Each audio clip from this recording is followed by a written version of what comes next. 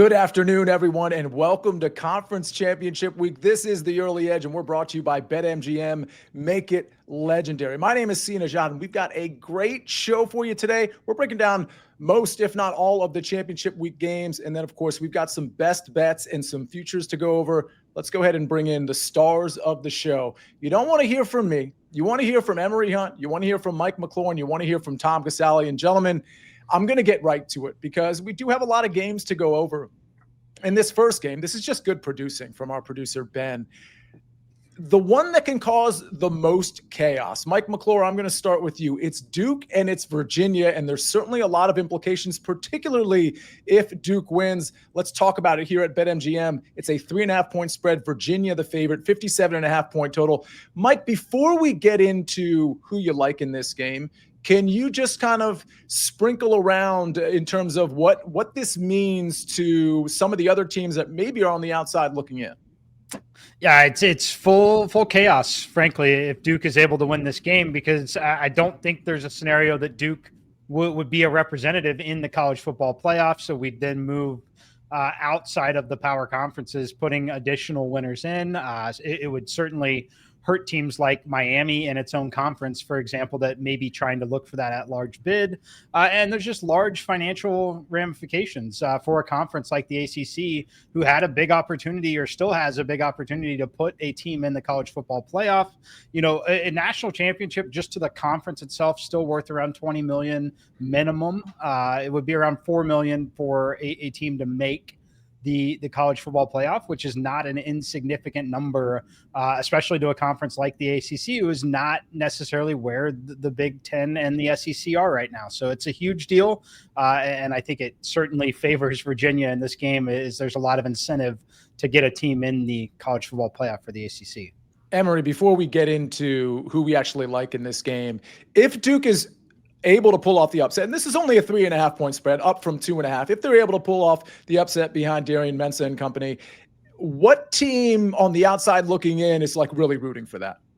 Probably James Madison, because like we talked about before, when we're looking at a college football playoff that has already rubber stamped, Tulane or North Texas, and whoever wins is going to get the G5 spot in the postseason. But if James Madison is able to win and Duke wins, James Madison would probably end up being ranked 12-1 conference champ. They'll get in over the ACC champ. But I just love the chaos, because this is showing how the hypocrisy is when they're talking about, well, you got to have a P4, and then they talk about the ACC as if it's a G5 conference. So you can't pick and choose which year a team in a Power 4 conference is actually a Power 4 conference. Because if this was the SEC, they'd be saying, well, I mean, listen, it's tough to go week to week, playing each other in conference. And I mean, if you make it through the SEC and come out on top, whether you're 7-5 or not, you deserve a spot.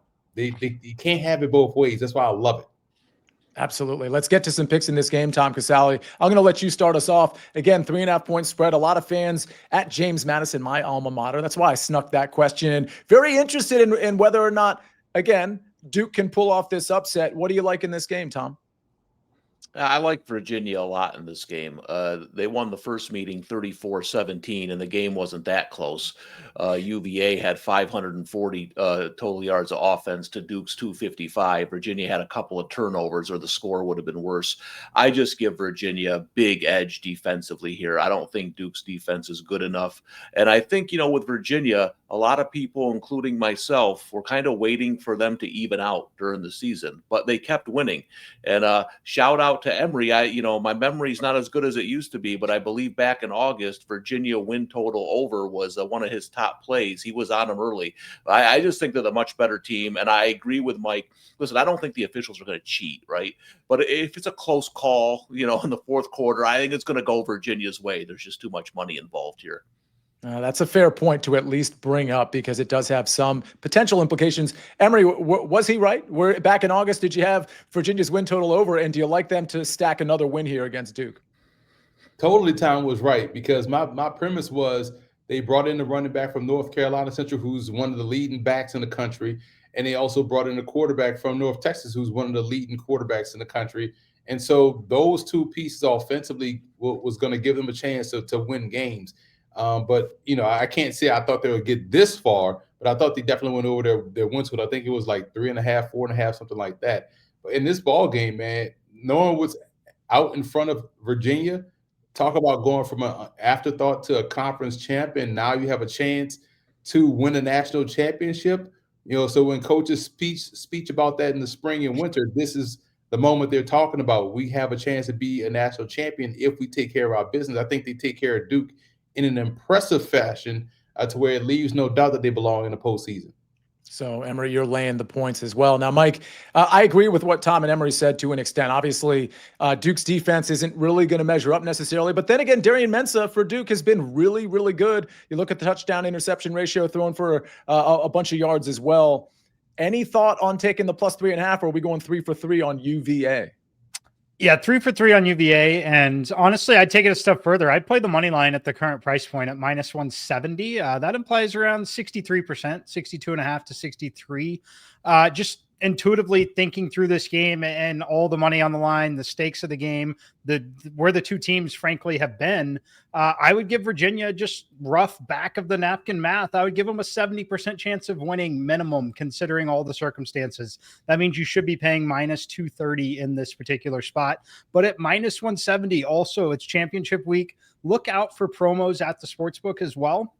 If you're starting to get a 30+% boost on a minus 170, bringing that number down significantly in all the things that we've laid out here, I think Virginia would be an excellent candidate for that.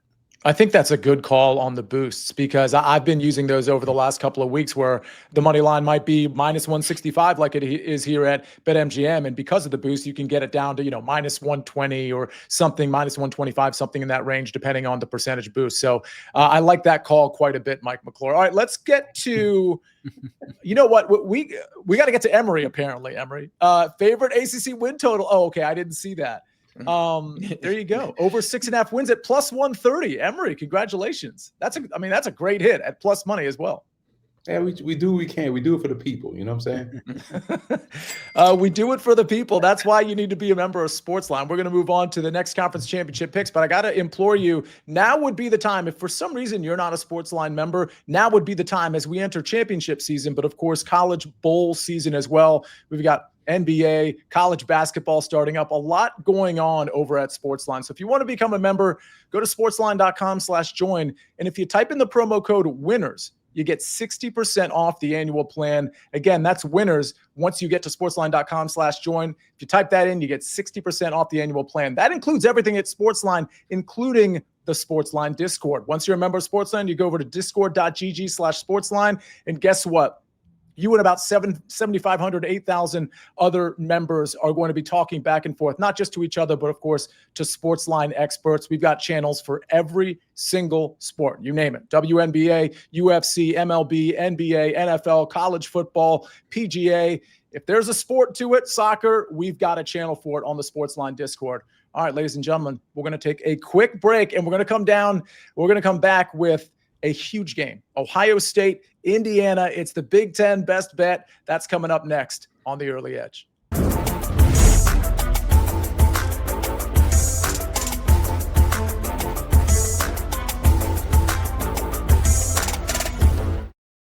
We move forward on the Early Edge with Mike McClure, Tom Casale, and Emory Hunt. And that's to Indiana, Ohio State, two teams, Emory, that are likely going to be getting a bye in the college football playoff. We've got a spread of 4.5. This is up from 3.5. I believe this line opened in that 3.5 range. So some money coming in on Ohio State. Total here, 48.5. Emory, what do you like in this one? It started also at 5.5 in other places. So I think that 3.5 to 5.5 is still a tip to the cap to Indiana for how good they are this season, how good they are on defense and offense, and with Mendoza throwing the ball and all those good things. But, man, Ohio State is just this much better, in my opinion, than Indiana. We know the Hoosiers will be game. I feel like this game will go a lot like the Oregon game went, except expect Ohio State to be on the other side. So I will lay the points with Ohio State. I do feel like this is a close enough spread to where we can get a competitive game, but Ohio State will have just enough to cover and win the game. You're right, Emory. I think I got that backwards. It was 5.5, certainly at BetMGM and a lot of other outfits as well. So the money, actually early money, at least some coming in on Indiana. But Mike, you also like Ohio State. I do. Look, I think both teams are in a great spot, though. And what I mean by that is they can lose this game and it really doesn't matter all that much, other than you want to win the game, you want to win the conference, you want to be the higher seed. Like, all those things are true.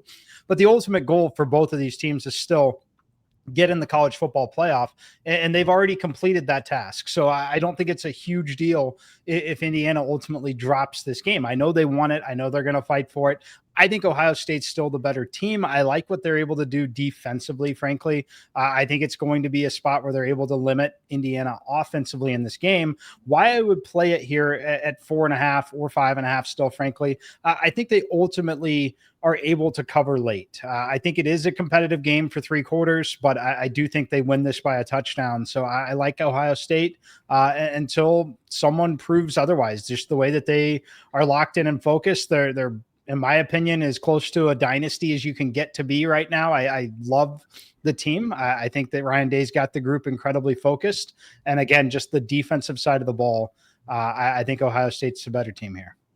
Tom, do we have 3 of you now doubting Kurt Cignetti's chances at plus 4.5?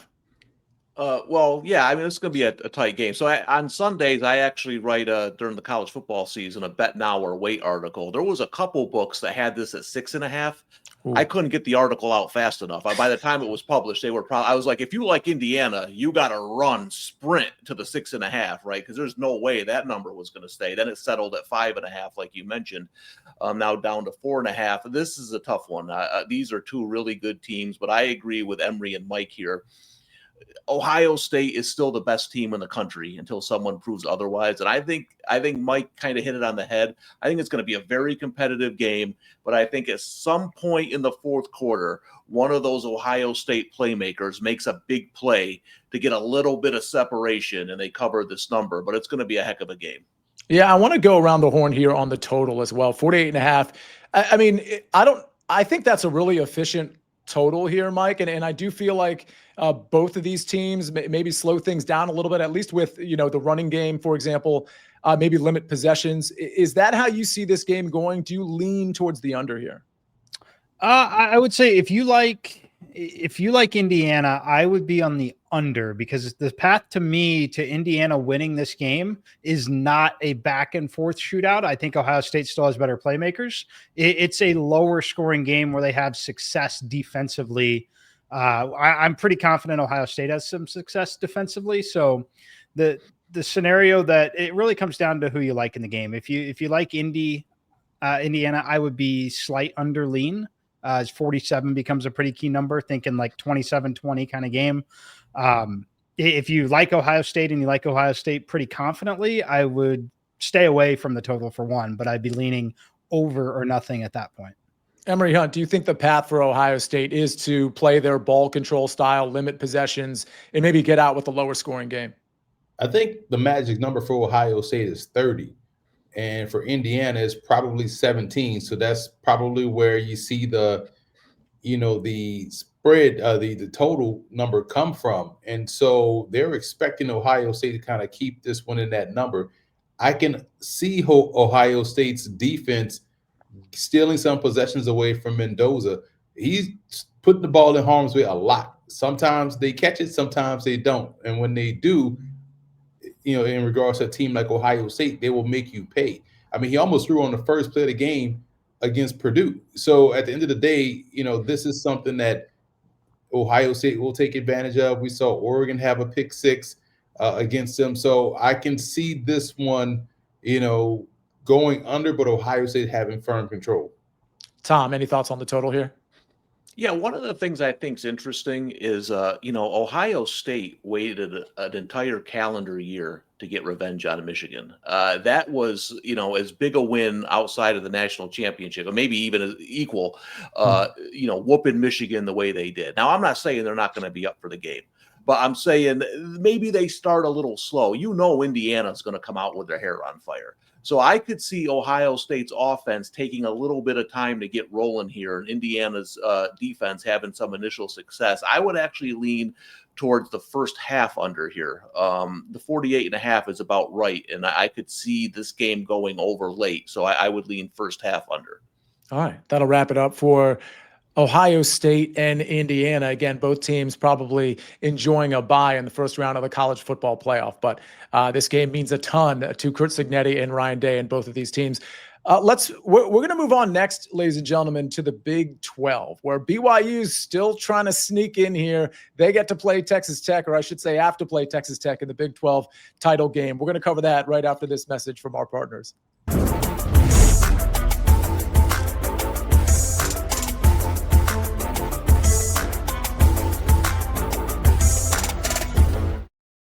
We are back on the Early Edge College Football Picks Show. It's championship week and it's Big 12 bets time.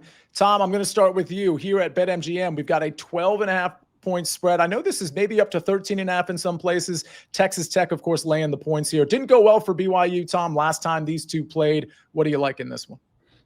Yeah, I'm going to lay it with Texas Tech here. Listen, BYU is a very good team, but I just have Texas Tech rated higher than them. They're one of the best teams in the country, in my opinion. Their defensive line's the best in the country, number 2 in total havoc, tackles for losses, passes defense. And you look at that first game, I don't even think it was that close. BYU did a good job holding Texas Tech to field goals, but there was one point in that game I was trying to figure out if BYU would cross the 50. So I just think it's defensive dominance by Texas Tech, and they cover the big number. Mike, there's also a total of 50.5 in this one. You like the over? Yeah, I'm leaning over here. I think 51.5 is more of a key number than 50.5 here. Look, BYU, good team, not great team, not on the same level. I think it's pretty evident by the point spread here. Texas Tech, though, I think is a lot closer to a top SEC team than people give them credit for because of the conference they play in. We talked about them at length really in the preseason. We bet them to make the college football playoff at plus 570. Now, we can't cash that ticket yet because there's a scenario they lose and things get crazy and they get bounced. I don't think it's possible. I don't think it's going to happen, though. I think they're in whether they win or lose, but I think they want to leave absolutely zero doubt here. This is a team that routinely has scored over 30 points, and I think that is what's going to happen again here. I put their team total around 35 in this game. The market's got it at 30.5. I think they ultimately go over it late, but I do think BYU can do enough and compete in this game to just keep it to where Texas Tech has to keep the foot on the pedal and stay aggressive. The thing that I would also talk about is just being indoors in the fast track. It really matters this time of year for college football teams in terms of scoring. So I like the over at 50.5. Emory, I want your take on this game, and then I want to play a game afterward. And I say play a game because I don't think this is going to happen, but I do want to ask you all, if BYU happens to win this game, what are the implications of that in terms of maybe knocking a team out that we think is like basically guaranteed a spot here? So first, before we get there, Emory, talk to me about what you like in this game. Are you also laying the points like Tom? Yes, and we saw, I love when we get the answers to the test already. We saw this game play out before, earlier in the season, and Texas Tech was in control, although the defense of BYU made it competitive. And now we fast forward where we're hearing Kalani Sitake may be interested in other jobs like the Penn State job. They may be interested in him. So now you have that albatross hanging over this game. And so with those type of uncertainties, on top of the fact this is still one of the best defenses in the country, along with one of the best pass rushers in the country in Texas Tech, Brockmeyer, the freshman, Bachmeier is still a little bit inconsistent from drive to drive, in my opinion. And when you are not able to maximize your possessions against this team, it's not going to work out for you in the end. And I don't think it'll work out for them in the end. I think the spread is correct, so I will lay it comfortably with Texas Tech.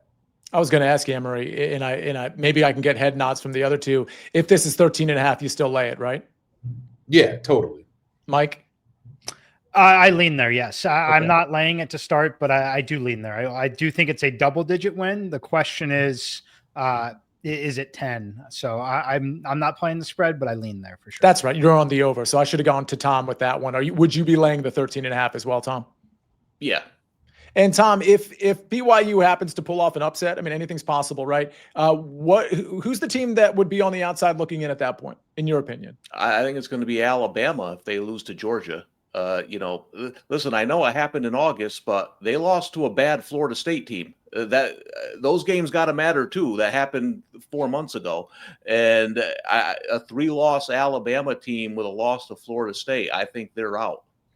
Now that's the game we're actually going to cover next, Georgia and Alabama. Emory, your opinion on that if BYU were to pull off the upset?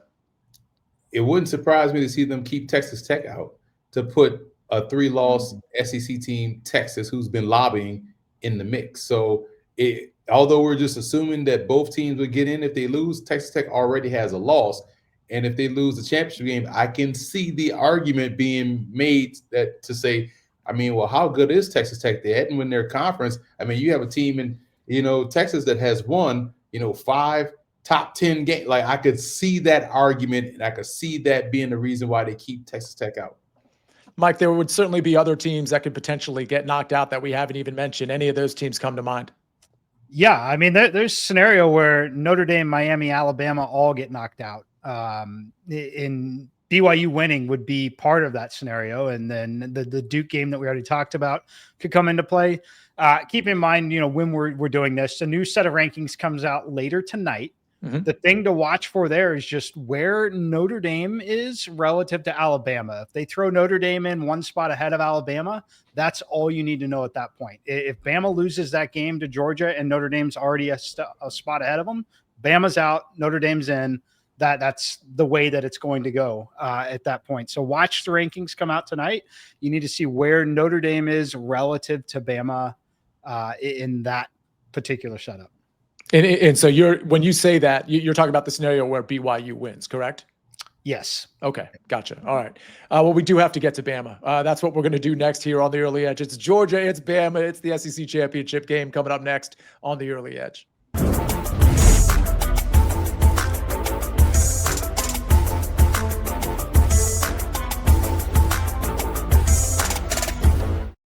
Let's talk SEC Championship. It's Alabama. It's Georgia. It's a 2.5-point spread here at BetMGM. Of course, Georgia, the favorite here, 47.5-point total. Tom, I'll start with you. Where are you headed in the SEC Championship game?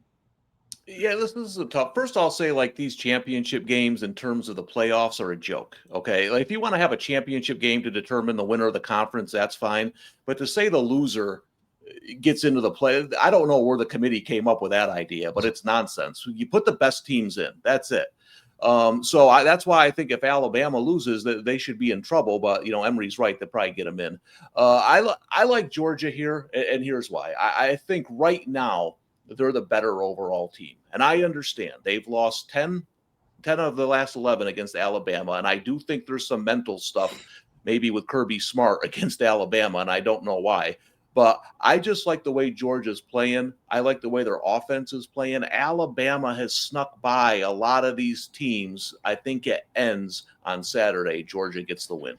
Tom, one of those sneak attacks or sneaking by a team was last week in against Auburn. And can I ask you something real quick? This is kind of aside. We're all talking about point spreads here, right? I had a live play on Auburn plus 3.5. And I made it sometime in the second half. I can't remember exactly when. But if you recall, Kalen DeBoer and the Alabama Crimson Tide had a 4th and 2. I can't remember what yard line it was. I was on like the 5 or the 10-yard line or whatever it was. And Alabama decided to go for it. Can I just ask you, were you surprised by that move? I was a little surprised. I know coaches are more aggressive, but at that point in the game so late, you typically take the points. So I was a little surprised. Yeah, I mean, my bet was locked if he just kicked the field goal. I mean, I'm just talking about me, but either just from a football standpoint. Mike, Emory, any thoughts on that? Like, Emory, were you watching that thinking, wait, just take the field goal? Like, we're probably going to win the game right there. I can't even remember what I was watching. I think I was watching it for the just the spectacle of if Auburn. Here's what I was watching. I was more shocked at how many times Auburn receivers were going to drop a pass. It was blowing my mind that Auburn could have beat them by double digits if they can catch. Like, they had so many plays that they killed drives because the receivers dropping the football. So the game theory that you're talking about didn't even cross my mind. I was sitting there just watching, just like, man, how many passes are they going to drop in this ball game? It was so many that's why Bama won.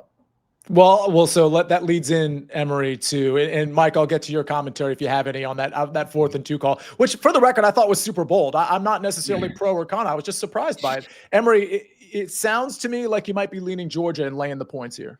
Yes, and Tom touched on it. Georgia is the much better team, much more complete team. I got to be completely 1,000% honest here. I trust Carson. I trust Gunnar Stockton more than I trust Ty Simpson. Ty Simpson starts the game rather well, but as the game goes on, he starts to wane with his accuracy, his decision making. And on the flip side, Gunnar Stockton, as the game goes on, his accuracy, decision making, and situational awareness elevates. I just love how he plays. He reminds me so much of what they had in Stetson Bennett, which is why this Georgia team is starting to look like it's looking. So give me Georgia. Georgia's the better team pound for pound right now. We certainly saw that trajectory from Ty Simpson last week against Auburn, what you're referencing, Emory. Mike, well, first of all, any thoughts on the 4th and 2, which again is not super relevant to this conversation, but also let me know what you like, whether it's a total or a spread in Alabama, Georgia. Well, I loved the 4th down call. As someone, my best bet last week was Bama. One of them was 5.5. So I fair enough. Not biased at all. I thought it was brilliant. But no, I thought that they had to be honest with you, because you look at the way the game played out. First of all, at sitting at 5.5, I was on top of the world in the first half. And then you could see the writing on the wall, the way the game was going. I think Kalen DeBoer saw that too. I think he knew that they were in trouble the longer that game went on. And some of it was injury related. Some of it was just Auburn dropping passes. They dropped a ton of passes. They should have won that game there. But it was a must-win game, and I think DeBoer kind of knew it and was kind of pushing the chips all in at that point. And, as far as whether they get in the playoff, if they lose this game, it doesn't matter for them. It totally is dependent on the results of the other games this week. But I like Georgia here. I think they're the better team.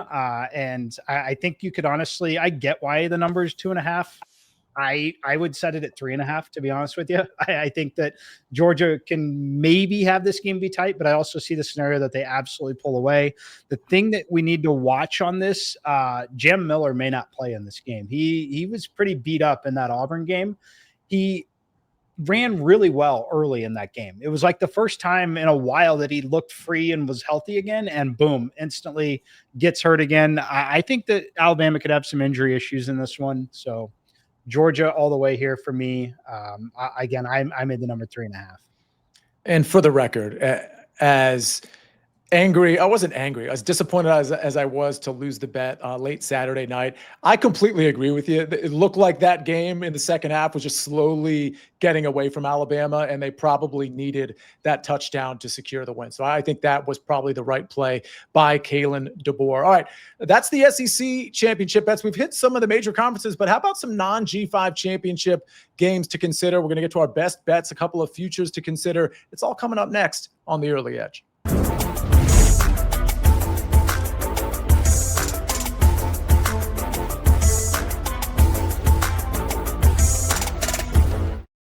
We're back on the Early Edge, brought to you by BetMGM. Make it legendary. And it's time to talk some non-G5 championship games. And we got 2 picks from each of you. So we're just going to go 2 by 2 here. And Mike, I'm going to start with you. Give me your favorite non-G5 championship bets this week. Give me Tulane plus 2.5. I can't say I would take the points with either side no matter what, but I'm more inclined to take the underdog here at Tulane. Look, you'll hear some conversation potentially about Summerall being distracted, taking the new job. This is totally different than a situation like Lane Kiffin, in that the level of the program that they're jumping to, like, it's way more understandable. It's way more normal, frankly, in a coach's path. The fact that the school and the AD really willing to let Summerall go finish this job, I think that says a lot. I think his heart is in it too. If you watch the way he's coached at this Tulane program, I think he'll have buy-in not only from the fans, the school, the players in the locker room there. And ultimately, I think they find a way to get it done and continue the run potentially onto the college football playoff. But I like the spot for Tulane plus 2.5. All right, we're taking Tulane plus 2.5. I got to tell you, when I watched Tulane play UTSA, I was like 30 days ago, I was so unimpressed with Tulane. But that was just one hiccup. They've had a great season. I feel like I'm going to be on North Texas in that game. And Mike, now that you've told me you like Tulane, maybe I'll just lay off. But I'm just throwing that out there. This other pick that you have, Mike, I'm all about. Talk to me about JMU team total over. Yeah, JMU team total over. Look, I like JMU here. They've got a big opportunity. They're a massive favorite, 23.5. 35 we know to be a key number here. I think that they just kind of pour it on, particularly depending on what do the rankings look like later tonight when they come out, right? So there's certain paths to this team getting in the college football playoff. The most obvious one still relies on Duke beating Virginia, but I think, again, they come out there and essentially leave no doubt, particularly, again, depending if they get a favorable rating tonight when those rankings come out. But I think it's JMU's spot. I think they go out there and absolutely dominate this football game. The big spread like that, I worry about a backdoor cover situation. What I don't worry about is the team total, in the sense, like, the spread's 23.5. I don't know that the scenario exists where they're scoring 27 and covering that 23.5. I feel good about them getting to 35 though. So I'm going to go over on their team total. All right, let's go to you, Emory Hunt. We've got more picks on this North Texas Tulane game, but we're going with the total. And then we're hitting another total in Kennesaw State, Jacksonville State. Yeah, I like the under in North Texas and Tulane. I feel like both coaches have 1 foot out the door, 1 foot, focus on this ball game. I can see the teams playing tight, and considering what's at stake, potentially a college football playoff berth for both teams. So I can see this being one of those games that becomes more of a defensive battle than a mid-season, midweek offensive shootout that we would expect between these two high-flying offenses. So I think defenses show up. I think both teams play a little bit tight with what's on the horizon for them if they win this conference and are the highest ranked G5 program. So I like the under. And then Kennesaw State, Jacksonville State, man, I think that's just – it doesn't matter if it's for the conference championship, if it's for a bag of Doritos, like, they're going to score points. It's going over. So take the over with those guys, over 59.5. I think we'll see that one go up and down the field once again like they did earlier in the season. Emory, favorite Doritos brand, like favorite flavor. Regular Doritos in an old school right bag answer. where you can see the Doritos in the bag. So there's no and the second would be Cool Ranch. So that's it. Just them two. Tom, do you agree? Yeah, listen, my kids get 27 different kinds of Doritos. I don't know where they find them. They're terrible. I agree with Emory. There's 2 kinds of Doritos, the regular ones and the Cool Ranch. Mike, you're nodding your head in agreement. Yeah, I mean, this is 3 for 3. We might as well call this the Georgia-Bama game. Like, there's a clear consensus on what's going on here, and those are the 2 flavors. Emory, I agree on the nacho cheese take. If you want to go old school, Emory, because you talk about the old school bag, Salsa Rio Doritos, super old school. I think we're talking like early 90s. Really good flavor. I'm surprised. I don't think it's back. I think that's been gone for quite some time. Tom, you have a lot of excuse me, is it Tom next? Yeah. We have a lot of consistency here with Mike McClure. You like Tulane as well, and you have JMU, but you're playing them in a different way. Go ahead. Yeah, the Tulane North Texas game, I think, should be about a pick 'em. I think they're even teams, maybe a -1. 2.5 to me was a little high on that game. I just think Tulane is the better overall team. I give them a slight edge defensively. I think the game's going to be close, but at 2.5, I'll take Tulane. And listen, the Sun Belt still has divisions. What are we doing here? This isn't brain surgery. Just why would you have divisions in 2025? So you're not getting the best game. It should be James Madison versus Old Dominion. Those are the 2 best teams in the Sun Belt. So you're putting Troy in there, who I don't think even deserves to be in the championship game. And listen, I think that they're in for a long day. I think James Madison is going to rout them from start to finish. I think they're miles better on both sides of the ball. And like Mike said, they're not taking their foot off the gas. They're going to keep going and going and going. I think they win big. Yeah, I'm looking to see if this line is moving. I did notice that, Emory, your total of 65.5, where you had the under in that North Texas game. Now at BetMGM, if you want a better number, it's 66.5 at BetMGM. So if you're hitting that under, you may as well take the extra point cushion there and take the under 66.5. We've got still a little bit to cover, gentlemen. I'm glad we got some JMU talk in there. I appreciate it. We got our best bets and our dogs of the week and a couple of futures to consider. That's coming up next on the Early Edge.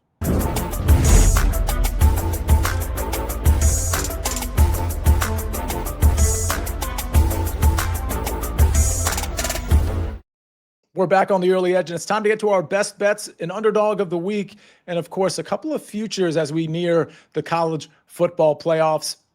Let's get to our best bets record update. Last week, Tom Casale wasn't with us, so no picks from him. Emory Hunt goes 1-for-1.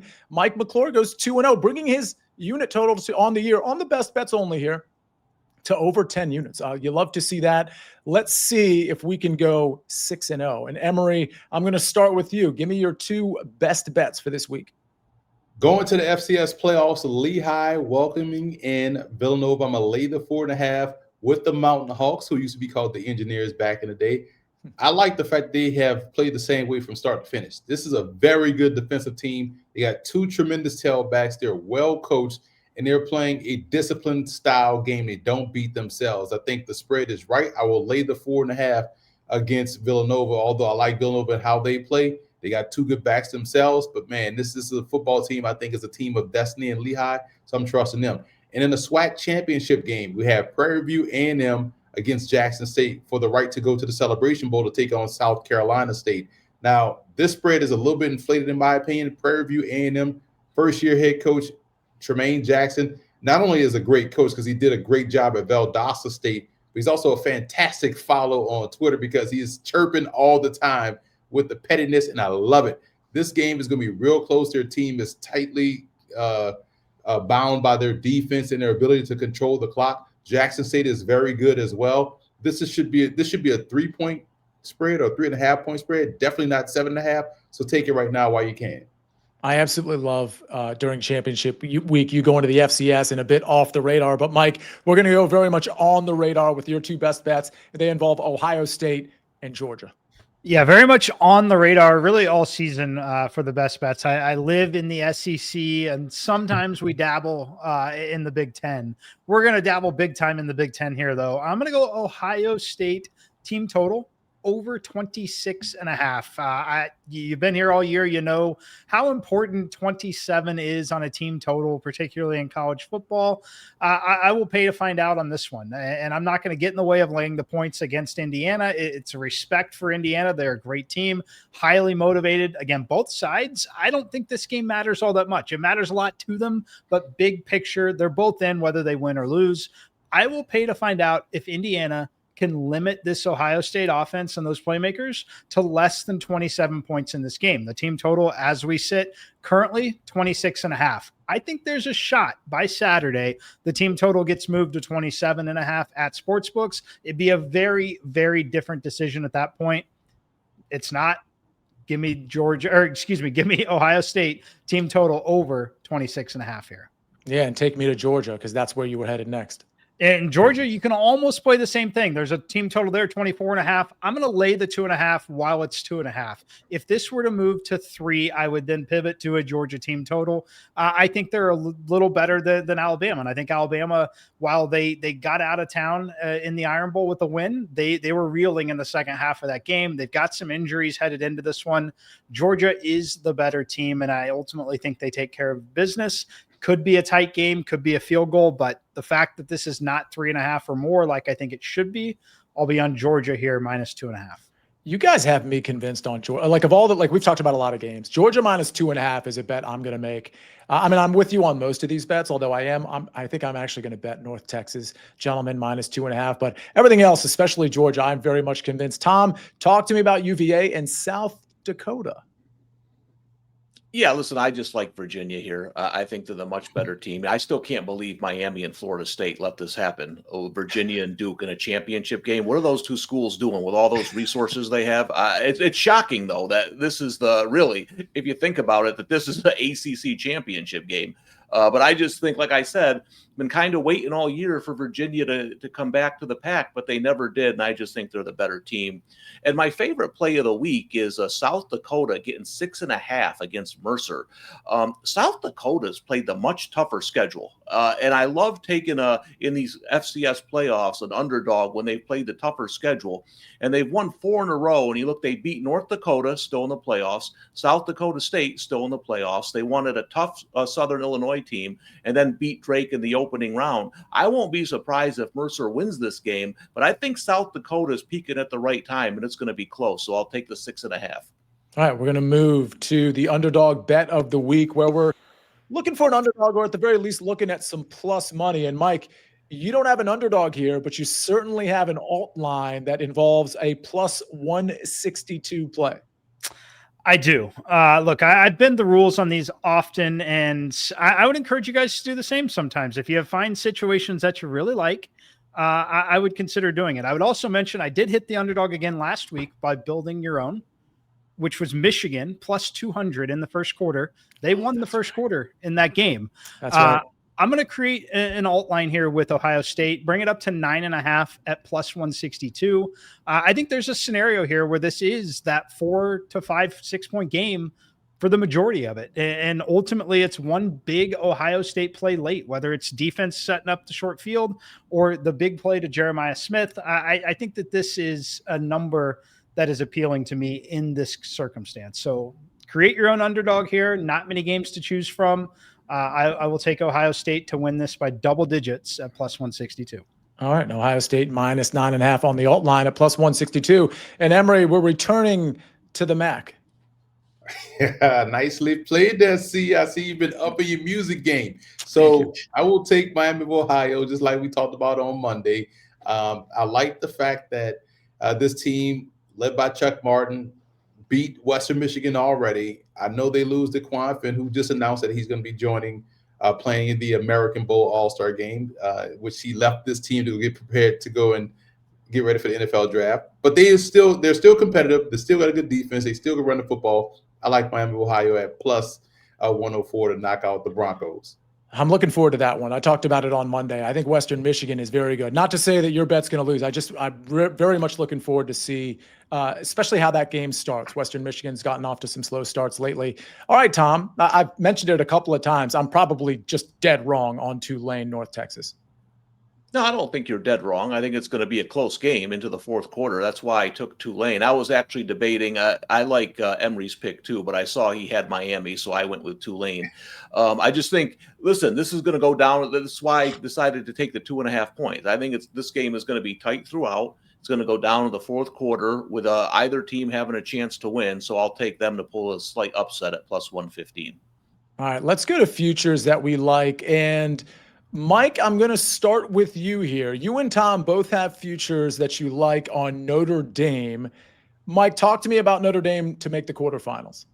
Yeah, and I would say, I don't know when you'll get to see this show. I would play it to now before the rankings come out tonight, because if the rankings are favorable and they have them ahead of Alabama coming into tonight, this number should move, in my opinion. What they have to do to make the quarterfinals is win a game.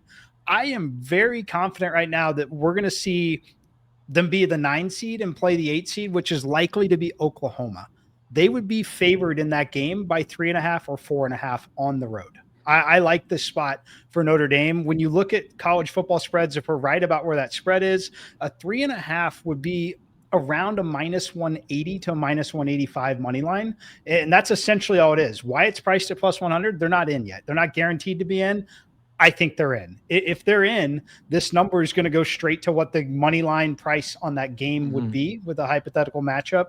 I think they would be favored in almost all the matchups they would play. I think they're the third best team rating wise in college football right now. And I say rating wise, not necessarily where I'm putting them, where the market rates them, where a sportsbook would set a line, right? So this line's going to move if they're in. I like it here at plus 100 a lot. Yeah, anticipating them getting in, you're not going to get a better number than this. So when you're listening to this show, go check the number. Maybe you can get that even money play. But Tom, you're up in the ante a little bit. Notre Dame to the semifinals is plus 340. Yeah, no, as Mike mentioned, I'm projecting Georgia to win over Alabama. So even if Alabama gets in, I like the spot where Notre Dame's probably going to be seated here to win a couple of games. Listen, I don't care that they beat Syracuse by 60 and, rolled Stanford. What I'm looking at for me is this team, the defense has improved throughout the year. And what you're looking at is they lost a lot of key pieces defensively, and they have some young guys in there, some freshmen and sophomores who started to step up, and that defensive front has just been dominant. through the last 2 months. And I just like, I think the offense is diverse. It can win many different ways, close, lower scoring games, higher scoring games. So I like what Mike said about that first round potential game. I like them to win that, and I think they can win one more at plus 340. Yeah, I can't believe we're starting the show with, we talked about the ACC implications of that Duke Virginia game, and we talked about, of course, James Madison. Well, we're going to close the show. We're going to bookend the show with James Madison because, Emory, your future is on JMU to make the college football playoffs. I think at the end of the day, we can't ignore 12-1 conference champ. And I think tonight we'll see JMU get into the top 25 ranked, which puts them in a great position to win the conference championship and become the highest ranked group of 5 team. Because I truly believe they are better than both Tulane and North Texas. So we'll see a situation where Virginia wins, but JMU will also win, and JMU will get the G5 spot in the postseason. I'd love to see that. And I agree. I think they're both, I mean, listen, North Texas had a great season. So has Tulane. I think JMU is the better of the three personally. And that is the way we are going to close the College Football Championship Week Early Edge show. What a great show. Emory, Tom, Mike, thank you so much. You guys are going to be everywhere, not just on the Early Edge on CBS Sports Network and on the SportsLine YouTube channel, but of course on CBS Sports HQ and CBS Sports Network as well. So very much looking forward to all the content from Emory, Tom, and Mike. Thank you, gentlemen, for joining this show. A big thank you to Ben on the 1s and 2s and 3s and 4s behind the camera. Ladies and gentlemen, this has been the Early Edge College Football Picks Show. You can catch the Early Edge, the regular show, on the SportsLine YouTube channel every Monday through Friday at 10 o'clock in the morning. I host that show, and it's just a continuous panel every single morning at 10 o'clock in the morning on the SportsLine YouTube channel, setting you up for the best picks for that given day, Monday through Friday at 10 o'clock. Make sure you join us and make sure you're subscribed to the SportsLine YouTube channel. Have a great day, everybody.